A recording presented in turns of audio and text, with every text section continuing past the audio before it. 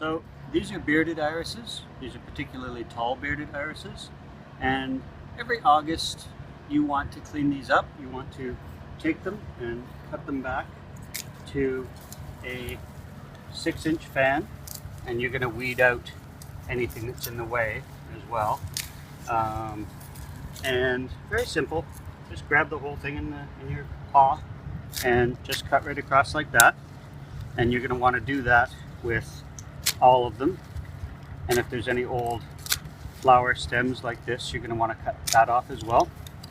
And you also want to clean up any old dead leaves that are in here, because they harbor a disease called iris leaf spot, which year after year will make your irises look less and less attractive. And sanitation is the best way of controlling disease.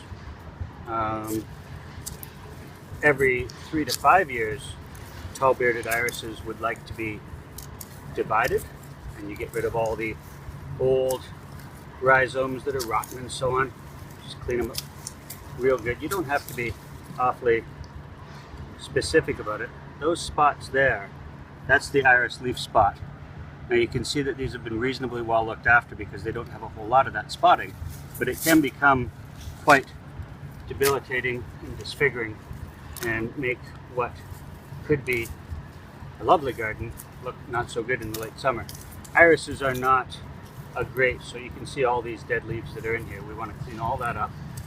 Irises are not a great plant in late summer anyway. They tend to look a little ratty, so this will help them at least look their best.